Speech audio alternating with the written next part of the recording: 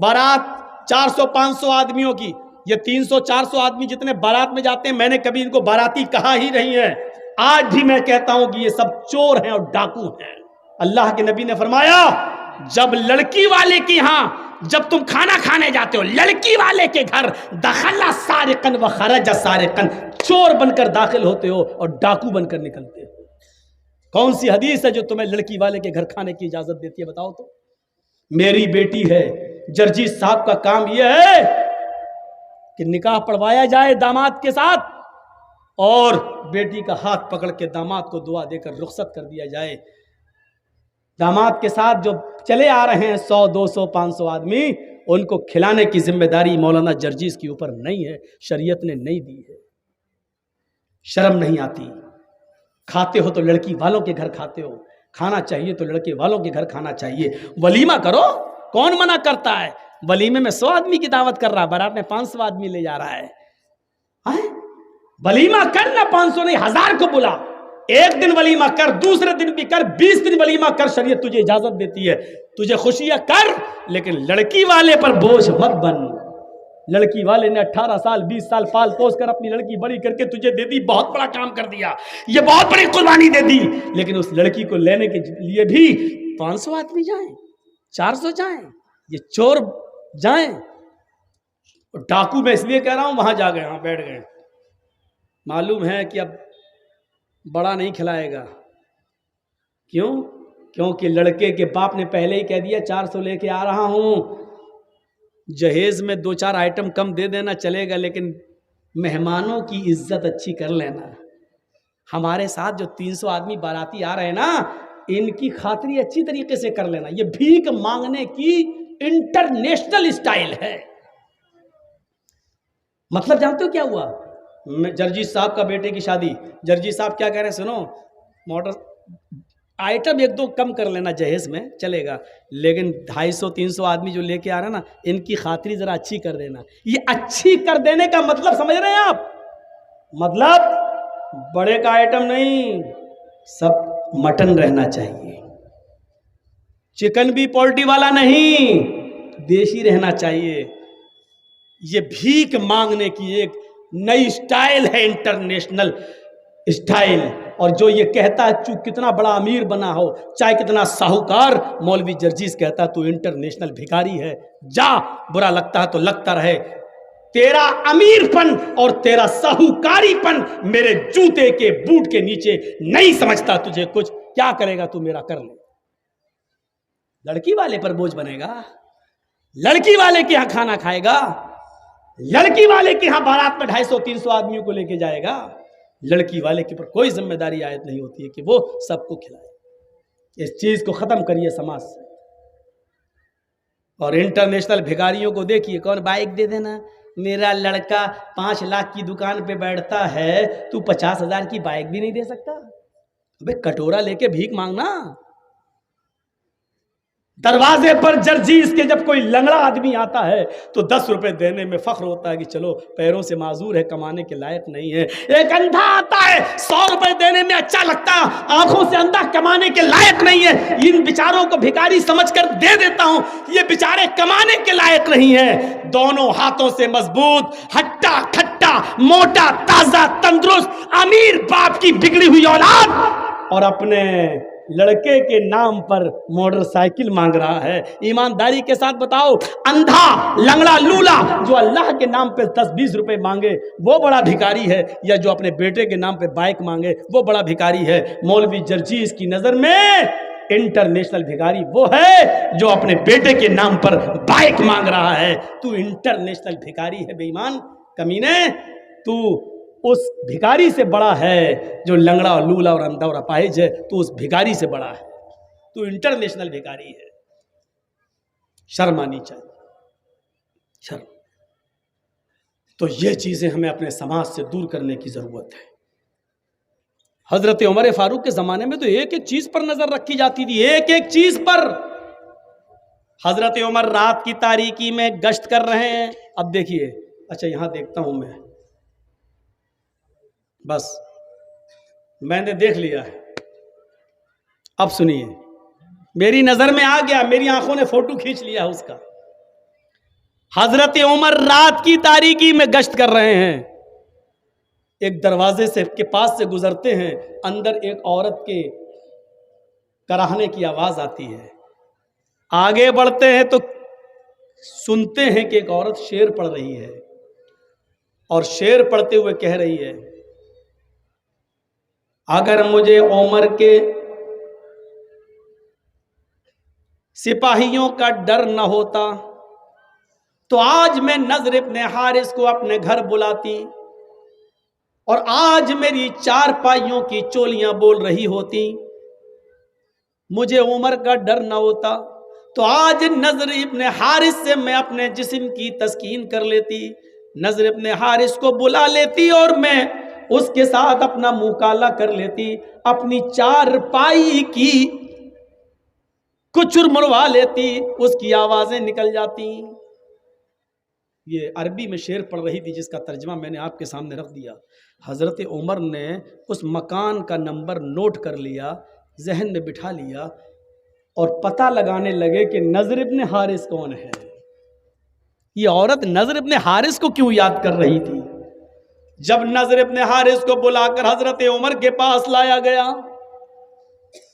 تو کیا دیکھتے ہیں کہ وہ تو بہت نیک آدمی ہے، بہت شریف آدمی ہے، بڑے عبادت گزار ہیں۔ پوچھا امیر المومنین نے، عمر فاروق نے، اے نضر، اس جگہ پر میرا گزر ہوا، وہاں ایک عورت رہتی ہے اس نام کی، مجھے بتاؤ کہ اس نام کی عورت سے تمہارا کیا تعلق ہے؟ نضر ابن حارث نے کہا، اللہ کی قسم، نہ تو میں نے اس عورت کا نام سنا ہے اور نہ ہی میں اس عورت کو جانتا ہوں کہ وہ کون ہے، وہ مجھے کیسے جانتی، مجھے نہیں معلوم۔ جب انہوں نے قسم کھا کر یقین دلایا تو حضرت عمر نے ان کو چھوڑ دیا، لیکن حضرت عمر کو بڑا تعجب ہوا کہ نضر ابن حارث نے کہ اندر اس عورت نے کیا دیکھ لیا ہے جو ان کو یاد کر رہی تھی، ایک طرفہ آگ لگی ہوئی تھی محبت کی اور کہہ رہی تھی کہ اگر مجھے عمر کا ڈر نہ ہوتا تو نضر ابن حارث کو میں اپنی چارپائی پر بلاتی اور آج میں اس کے ساتھ زنا کرتی، میں اس کے ساتھ مکالا کرتی۔ اب حضرت عمر نے اس عورت کو بلوایا، جب وہ عورت آئی تو اس سے پوچھا، اے عورت، نضر ابن حارث کون ہے؟ پہلے تو وہ آناکانی کرنے لگی، کون نظر، نہیں میں نہیں جانتی۔ حضرت عمر نے اپنے خادم سے کہا، کوڑا نکالو، یہ ایسے جواب نہیں دے گی۔ جب حضرت عمر فاروق نے کوڑے کو لہرایا تو کہنے لگی، بتا رہی ہوں۔ کوڑا دیکھتے ہی کہنے لگی، بتا رہی ہوں۔ پھر اس نے بتایا کہ نضر ابن حارث مجھے نہیں جانتا، لیکن میں نضر ابن حارث کو اچھی طرح جانتی ہوں اور میرا دل اس کے اوپر آمادہ ہے۔ میرا شوہر کئی سالوں سے گیا ہوا ہے، ابھی تک لوٹ کر نہیں آیا ہے۔ تو کہا، یہ بتاؤ، نضر ابن حارث تو تمہیں جانتے ہی نہیں ہے، پھر کیا بات ہے؟ تمہیں نظر کے اندر کیا چیز اچھی لگی؟ کون سی چیز ہے نظر کی جس نے تمہارے دل میں نظر کے لیے جگہ بنا لی؟ عورت کہتی ہے، امیر المومنین، ہمیں نضر ابن حارث کے آگے کے بال بہت اچھے لگتے ہیں، ان کے زلفیں بہت اچھی لگتی ہیں، جب وہ عمامہ یا پگڑی اتار لیں تو ان کے بال آگے کے بڑے خوبصورت ہیں، اور ان بالوں کی وجہ سے میرا دل نضر ابن حارث کے اوپر آ گیا۔ آپ نے کہا، جاؤ۔ اب نضر ابن حارث کو دوبارہ بلایا گیا۔ نضر ابن حارث جب دوبارہ آئے، امیر المومنین نے کہا، آئے نضر، پگڑی اتارو۔ نضر ابن حارث نے جب عمامہ اتارا، پگڑی اتاری، تو کیا دیکھتے ہیں کہ ادھر کے آگے کے بال واقعی ان کے بڑے ہوئے ہیں۔ یہاں آپ پیچھے کے بال بڑھا سکتے ہیں تھوڑے بہت، یہاں تک، یہاں تک، یہاں تک، لیکن آگے کے بال آپ، یہ زلفیں جو ہوتی نا، کبھی دیکھا، کبھی کبھی کچھ لوگ تیرے نام، سلمان خان ہجڑے جیسی وہ ایکٹنگ ایسے، یہ آگے کے بال صحیح نہیں ہیں۔ قرآن نے آگے کے بالوں کے بارے میں کیا کہا؟ لَنَسْفَعًا بِالنَّاسِيَةِ، قیامت کے دن ہم ابو جہل کو پیشانی پکڑ کر گھسیٹیں گے اور گھسیٹ کر جہنم میں ڈال دیں گے۔ پیشانی، ماتھا تھوڑی پکڑا جاتا ہے، کوئی پکڑ کے دکھائے، پکڑ جائے گا؟ نہیں۔ تو پیشانی پکڑنے کا مطلب یہ آگے کے بال، یہ بال پکڑ کر ابو جہل کو گھسیٹ کر اس کو جہنم میں ڈالا جائے گا قیامت کے دن۔ تو میرے بھائیوں، آگے کے بال، پیشانی کے بال رکھنا یہ ابو جہل کی نشانی ہے، ابو جہل کی عادت ہے۔ ابو جہل نے آگے کے بال رکھے تھے، اس لیے اللہ نے ابو جہل کے بالوں کا ذکر کر دیا۔ ہم اس کو آگے کے بال پکڑ کر، پیشانی کے بال پکڑ کر اس کو گھسیٹتے ہوئے جہنم میں ڈال دیں گے۔ یہاں میری آنکھیں فوٹو کھینچ چکی ہیں، اب سوچ لو کس کے بال محمد رسول اللہ کی طرح ہو، کس کے بال ابو جہل کی طرح، سوچ لو۔ تو نضر ابن حارث کے جب بال دیکھے تو کہا امیر المومنین نے، اے نضر ابن حارث، تمہارے آگے کے اور سامنے کے بالوں نے مدینے کی عورتوں کو فتنے میں ڈال دیا، مدینے کی عورتوں کو خطرے میں ڈال دیا ہے۔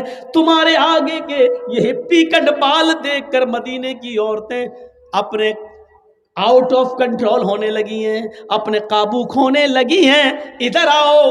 نضر ابن حارث کو بٹھایا، پھر ایک باربر کو، ایک نائی کو بلایا، حجام کو بلایا، اور پورا اس طرح لے کر ان کے سر کے سارے بال گھونٹ ڈالے، گنجا کر دیا، ٹکلا۔ کچھ ٹکلے ہمارے دیش کو بھی چلا رہے ہیں،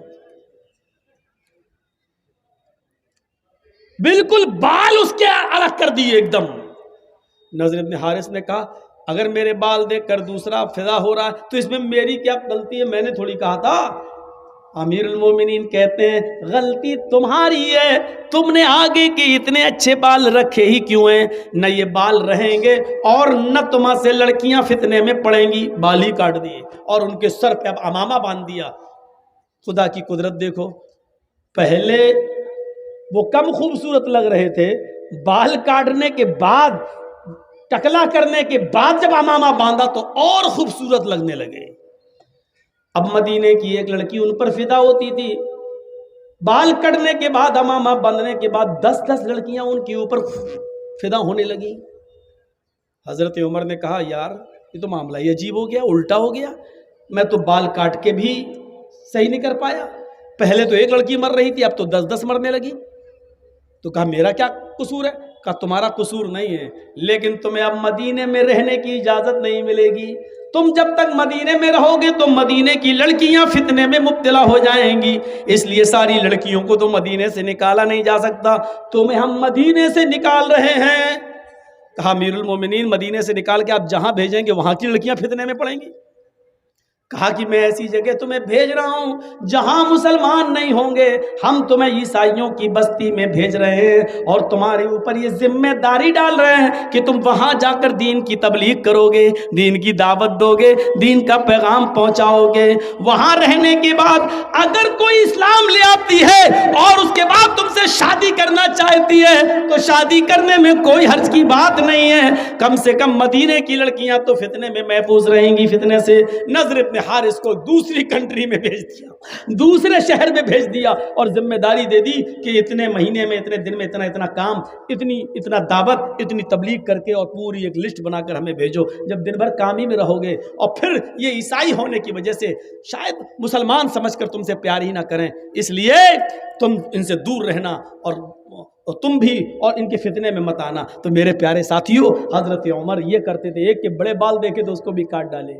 ہمارے سماج کے اندر ابھی کوئی لڑکا کسی لڑکی کو لے کر بھاگ جائے، پنچایت بیٹھ جائے گی، دوسرے دن مکھیا آ جائیں گے، سرپنچ صاحب آ جائیں، صاحب تیرا لڑکا اس لڑکی کو لے کے بھاگا، ہاں کیا ہو؟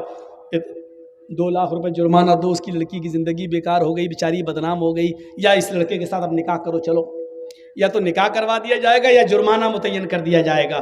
جس طرح لڑکا لڑکی کو لے کے بھاگ رہا ہے اس کی پنچایت تم بٹھا دیتے ہو، سماج کے اندر کسی کے آگے کے بڑے بال ہیں، کتنی پنچایتیں بٹھائی ہیں۔ شراب کوئی پیتا ہے سماج کے اندر، کبھی پنچایت بٹھائی ہے؟ نماز نہیں پڑھتے ہیں لوگ، مسجدوں کے سامنے چائے کی ہوٹلوں پہ بیٹھے رہتے ہیں، ان پنچوں نے کبھی بیٹھ کر ان بے نمازیوں کے لیے کوئی میٹنگ کی ہے؟ نہیں میرے بھائیوں، سماج کا ایک بڑا حصہ ہے، آپ کو یہ کرنا پڑے گا، آپ کو یہ کرنا پڑے گا۔ حضرت عمر فاروق رضی اللہ تعالیٰ عنہ نے ایک بار فجر کی نماز پڑھائی اور فجر کی نماز پڑھانے کے بعد جب سلام پھیرا، جب سلام پھیرا تو کیا دیکھا کہ ایک آدمی کی فجر کی نماز میں ایک رکعت چھوٹ گئی، یعنی وہ بعد میں آیا تھا، حضرت عمر ایک رکعت پڑھا چکے تھے، وہ بعد میں آیا تو ایک رکعت میں شامل ہو گیا۔ تو اب جب سلام پھیرا جائے گا تو ایک رکعت بعد میں پڑھے گا نا، وہ پوری کرے گا۔ تو حضرت عمر نے اس کو دیکھا، یہ بعد میں آیا، پھر دیکھتے رہے، پتہ چلا ایک ہی رکعت اس نے پڑھی، یعنی ایک مل گئی تھی، ایک پڑھ لی اور ایک بعد میں پوری کر لی۔ حضرت عمر نے اس کو کچھ نہیں کہا۔ جب باہر نکلے تو خفیہ جو CID ہوتی ہے، خفیہ CID جو گپت طریقے سے پتہ لگا کے خبر دیتی ہے کہ یہاں اسلام کے خلاف یہ لوگ ہیں، یہ ષڈینتر رچ رہے ہیں، تو خفیہ CID کو بلایا اور کہا کہ دیکھو وہ آدمی جو وہ دیکھو، وہ کہاں، ہاں دیکھا، اس کا نام ڈائری پہ نوٹ کرو۔ CID نے نوٹ کر لیا۔ کہا کہ اس کے بارے میں پتہ لگانا، یہ روز دیر سے آتا ہے یا آج ہی دیر سے آیا ہے، نظر رکھنا، میں تو دوسری بستی میں دوسرے علاقے میں جا رہا ہوں، کل بھی دیکھنا اور پرسوں بھی دیکھنا، اگر کل بھی دیر سے آیا اور پرسوں بھی دیر سے آیا، اگر یہ 3 دن دیر سے آیا تو میں اس کو سزا دوں گا۔ CID نے کہا کیا سزا دیں گے؟ کہا میں اس کا داہنا ہاتھ کاٹ دوں گا اور بایاں پیر، یا دایاں پیر کاٹ دوں گا اور بایاں ہاتھ، ہم اس کا ایک ہاتھ کاٹیں گے اور اس کا ایک پیر کاٹ دیں گے۔ اگر دایاں ہاتھ کاٹیں گے تو بایاں پیر، اور بایاں ہاتھ کاٹیں گے تو دایاں پیر، اس کو خلاف سے ہم کاٹ دیں گے، ہم اس کو یہ سزا دیں گے۔ کہا امیر المومنین کیوں؟ کہا میں نے جناب محمد رسول اللہ کو یہ فرماتے ہوئے سنا ہے کہ منافقوں کے اوپر 2 نمازیں بڑی بھاری ہوتی ہیں، ایک عشاء کی اور ایک فجر کی۔ وہ عشاء کی نماز میں سستی کرتے ہیں اور فجر کی نماز میں تاخیر سے آتے ہیں۔ اگر یہ 2 دن اور دیر سے آیا تو میں سمجھوں گا کہ یہ منافق ہے۔ 3 دن اگر مسجد میں دیر سے آیا تو میں سمجھوں گا کہ منافق ہے۔ ایک وقت کی نماز چھوٹی تھی، وہ بھی ایک رکعت۔ صرف جمعہ ہی کے دن نماز پڑھنے والوں، ذرا اپنے گریبانوں میں جھانک کر دیکھو کہ ہم مسلمان ہیں کہ نہیں ہیں۔ اس کی فجر کی نماز نہیں چھوٹی تھی، ایک رکعت چھوٹی تھی، نماز تو مل گئی تھی، ایک رکعت تو ملی تھی، ایک رکعت بعد میں پوری کر لی۔ پیشاب پائخانے میں بھی دیر ہو سکتی ہے، سو کر اٹھنے میں بھی دیر ہو سکتی ہے، موبائل کا زمانہ نہیں تھا، الارم کا زمانہ نہیں تھا، آنکھ دیر سے بھی کھل سکتی ہے، بیچارہ سو گیا ہوگا یا جنگل میں کھیت میں لیٹرین اور پیشاب کرنے جانا پڑتا، ہو سکتا ہے کہ لیٹرین میں دیر ہو گئی ہو، بیچارے کو آنے میں کوئی بھی وجہ ہو سکتی ہے، لیکن حضرت عمر نے فوراً سزا نہیں دی، کہا ہو سکتا ہے ایسا، اس لیے آج دیر ہو گئی ہو، لیکن کل بھی دیکھنا اور پرسوں بھی دیکھنا، روز دیر تھوڑی ہوگی۔ اگر منافقت اس کے اندر آ گئی ہوگی تو یہ کل بھی دیر سے آئے گا اور پرسوں بھی دیر سے آئے گا، اور 3 دن دیر سے آیا تو میں اس کا ایک ہاتھ کاٹ دوں گا اور ایک پیر کاٹ دوں گا۔ ذرا اس واقعے کی روشنی میں ہم اپنے گریبانوں میں جھانکیں اور دیکھیں، سوچیں اور دیکھیں کہ ہم کتنے پکے مسلمان ہیں، صرف جمعے کے دن مسجد میں آ رہے ہیں، جمعے کے دن کی بھی فجر کی نماز ہم نہیں پڑھے ہوتے ہیں، اور جمعے کے دن ہم پہلی صف میں آ کے بیٹھیں 11 بجے سے، مولانا جرجیس صاحب خطبہ دیں گے، 11 بجے سے مسجد بھر گئی، جو پورے ہفتے مسجد میں نہیں آیا مولانا جرجیس کا خطبہ سننے کے لیے آج پہلی صف میں بیٹھا، سعودی عرب کا رومال ڈال کے، جنت الفردوس بھی لگایا، خوشبو آ رہی ہے، پہلی صف میں بیٹھا ہوا ہے بیچارہ، سعودی عرب کا رومال بھی ڈالا ہوا ہے، اور جمعے کے دن نماز پڑھ کے نکلا، داڑھی پہ ہاتھ پھیرتے، ایسا لگ رہا ہے جیسے اللہ تعالیٰ پہ بہت بڑا احسان کر کے آیا ہے۔ سماج کے لوگ میٹنگ کریں، بتائیں ان بے نمازیوں کے لیے آپ کے ہاں کتنے ایکشن لیے گئے، کتنے ایکشن؟ آپ جواب نہیں دے پائیں گے اس بات کا، آپ جواب نہیں دے سکتے اس بات کا، کتنے ایکشن لیتے ہیں آپ؟ شرابیوں پر ایکشن نہیں، جواریوں پر ایکشن نہیں، صرف لڑکا لڑکی لے کے بھگ جائے تو ایکشن لے لیتے ہیں آپ۔ آپ کی ذمہ داری بنتی ہے، آپ کی ذمہ داری بنتی ہے میرے بھائیوں، ہمیں ان چیزوں کو دیکھنا ہے، ہمیں ان چیزوں پر نظریں ڈالنا ہے، اپنے سماج میں ان عورتوں کو بھی دیکھنا ہے، بے پردگی عام ہوتی چلی جا رہی ہے، ان کے پہناوے پر بھی نظر ڈالو۔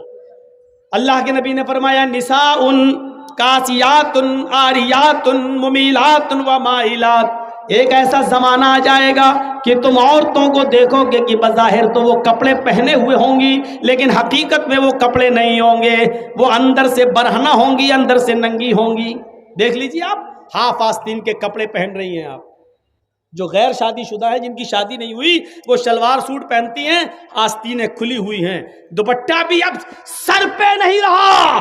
اللہ کے رسول جب معراج پہ گئے تو آپ نے دیکھا کہ کچھ عورتوں کو سر کے بال پکڑ کر ایک درخت سے لٹکا دیا گیا جہنم کے اندر، اور ان کو الٹا الٹا ان کو گھمایا جا رہا ہے، اور ان کے ہاتھ پیچھے سے باندھ دیے گئے ہیں، اور ان کے دونوں سینوں میں، عورتوں کے دونوں سینوں میں کھنجر ڈھونک دیے گئے ہیں یہاں سے، اور یہاں نکال لیا گیا ہے، یہاں سے کھنجر ڈالا، یہاں نکالا گیا ہے۔ پوچھا اللہ کے نبی نے، جبریل یہ کون عورتیں ہیں جن کو اتنا دردناک جہنم میں عذاب دیا جا رہا ہے، جن کے سر کے بال پکڑ کر ان کو لٹکا دیا گیا ہے اور ان کے سینوں میں کھنجر چبھو دیے گئے ہیں؟ جبریل نے فرمایا، اے اللہ کے نبی، یہ وہ عورتیں ہیں جو دنیا میں اپنے بال کھول کر چلا کرتی تھیں، اپنے بالوں کو دوپٹے سے نہیں ڈھانکتی تھیں، اپنے سر پر اوڑھنیاں نہ ڈالا کرتی تھیں، اپنے سروں پر اوڑھنیاں نہیں اوڑا کرتی تھیں، یہ کھلے بال لے کر چلتی تھی، بازار میں، اسکولوں میں، کالجوں میں ان کے بال کھلے رہتے تھے۔ اور یہ وہ عورتیں جن کے سینوں میں کھنجر ڈال دیے گئے ہیں، یہ اپنے سینوں پر اوڑھنیاں، چادر نہیں ڈالتی تھی، اتنا ٹائٹ کپڑا پہنتی تھی کہ کپڑا پہننے کے باوجود ان کے سینے کا حصہ اٹھا ہوا نظر آتا تھا۔ غیر مرد ان کے سینے پہ نظر ڈالا کرتے تھے، آج ان کے سینوں کو چبھو دیا گیا ہے، ان کے سینوں میں کھنجر ڈال دیا گیا ہے، ان کے سینوں میں کھنجر بھونک دیا گیا ہے۔ ہماری ماں بہنیں یہ عذاب پہ کہیں مبتلا نہ ہوں، ان کے سر کے بال پکڑ کر ان کو لٹکایا نہ جائے، ان کے سینوں میں کہیں کھنجر نہ چبھ ہو جائیں۔ ان کو کہو اپنی بیٹیوں سے اسکول میں جائیں تو کم سے کم اوڑھنیاں اور ڈھیلی چادر اپنے جسموں پہ ڈال لیں۔